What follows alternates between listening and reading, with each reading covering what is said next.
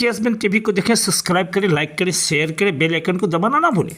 जहां आज जदयू बिहार सरकार के नेतृत्व के जितने भी कार्यकर्ता एवं मंत्री एवं विधायक थे, सभी आज कार्यकर्ता सम्मेलन 2024 में जिला सुपौल के विलियम स्कूल के फील्ड पे पहुंचे, जहां अपनी जनता, अपनी मतदाता एवं अपने सारे कार्यकर्ता को अपनी पार्टी 2025 की चुनाव के लिए तैनात एवं सशक्त करने की व्यवस्था पे पूरी व्यवस्था की गई। वही सोशलिस्ट के बारे में जब पत्रकार से बातचीत की, सोशलिस्ट समाज की गठन एवं उसकी सुरक्षा एवं जन अधिकारी से उसी पूरी अधिकार की व्यवस्था पे तब नारायण यादव जी मधेपुरा ने जो जानकारी प्रदान की और विजेंद्र प्रसाद जी यादव जी ने अपने विपक्ष पर आड़े हाथे लेते हुए उन्होंने जो सवाल एवं भाषण के दरमियान जो जानकारी प्रदान की, आप उसके लिए सोशलिस्ट जनता मतदाता की सही सुरक्षा, सही व्यवस्था, भू व्यवस्था एवं सभी अधिकारी से उन्हें प्राप्त नहीं हो रही है, जिसपे सोशलिस्ट परेशान है।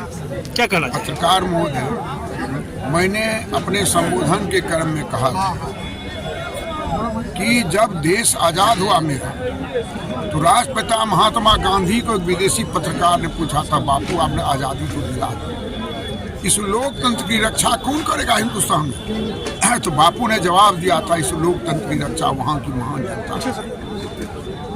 पत्रकार जी, अंग्रेजों ने जो शासन किया, हिंदुस्तानियों से दूरी बना के रखी, अब वो युग नहीं रहा। और मैं डॉक्टर लोहिया ने कहा था कि डॉक्टर लोहिया का अरमान मालिक हो मजदूर किसान।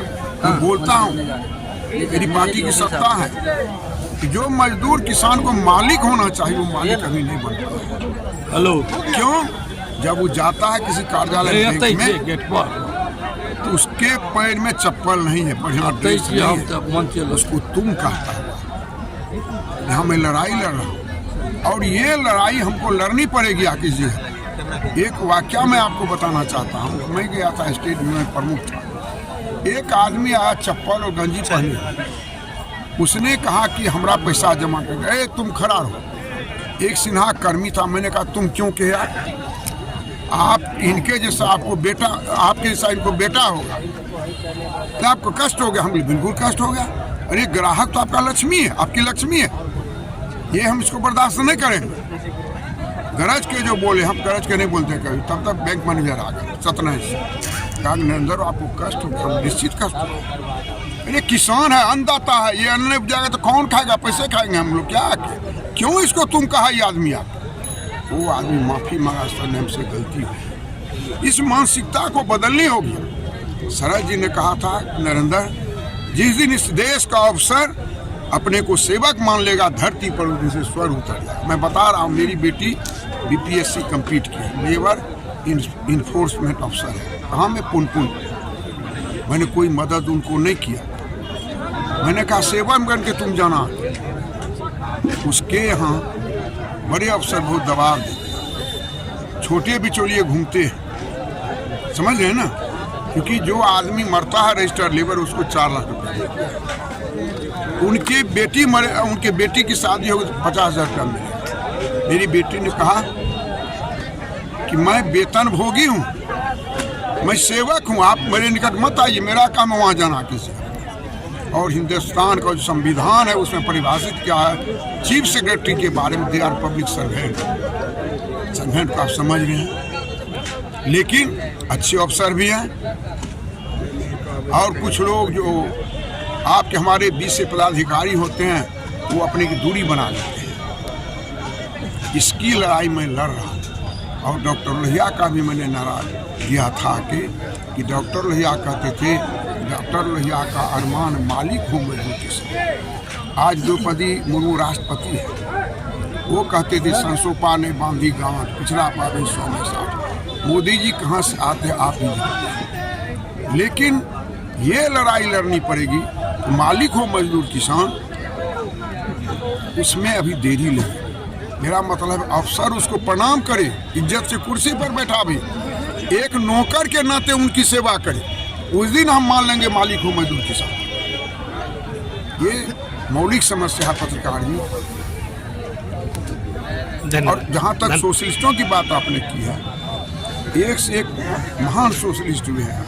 जी डॉक्टर लोहिया को किडनी की बीमारी थी।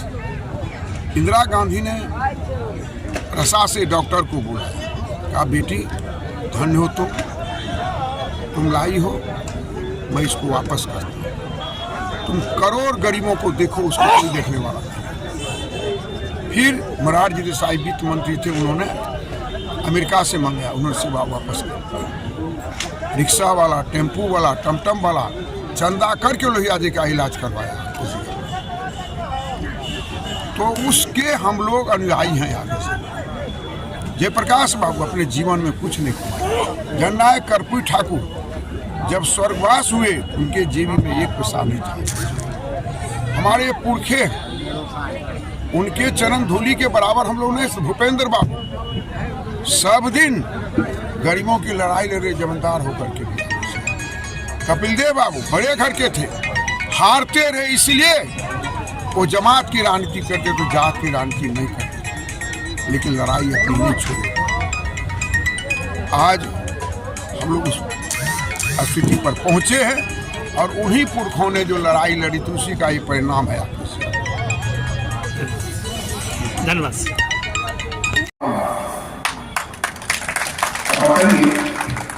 बाप मुख्यमंत्री, माँ मुख्यमंत्री है, बेटा पर नहीं मिलता।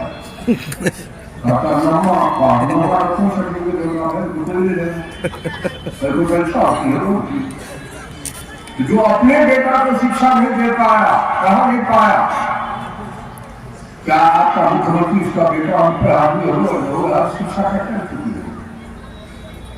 जो गांव में पैदा नहीं हुआ, इसने गांव देखा नहीं, जो काम करता नहीं है, वो अगर मुख्यमंत्री होगा तो आपका क्या होगा? मैं ज्यादा लोगों की कामत चाहता हूँ, मुसलमान भाई की कामत चाहता हूँ। एक बेटा मेरे दरोगा है, मुझे स्वतंत्रता संग्राम से नाम के छोटी से शादी किया, उसको तालाक दिया, और ये लड़का को क्रिश्चियन से शादी किया। वोट जात का चाहिए, अकाउंट उसके विपरीत है। अब्दुल गानी सिद्दीकी सबसे सीनियर लीडर, वो छठे स्थान पर बैठता है, और रामी देवी एक नंबर तो अमेरिकी है, ये है बेटी को टीका, बेटा को टीका, विधानसभा में नेता विरोधी दल बेटा, विधान परिषद में नेता विरोधी दल पत्नी, अपने राष्ट्रीय अध्यक्ष और समाज की बात करता है। इसलिए सतर्क रहने की जरूरत है। जिसका नेता अच्छा होगा, उसका शासन अच्छा होगा, जब आपका नाश होगा, आपके बच्चे भी नागरिक में जाएंगे, आगे वाला इतिहास आपको कोई माफ नहीं करेगा। इसलिए आइए, बलिया जी साहब के कहने पर हाथ उठा के आपने जो संकल्प लिया है, उस संकल्प को पूरा करने का प्रयत्न कीजिए। बहुत बहुत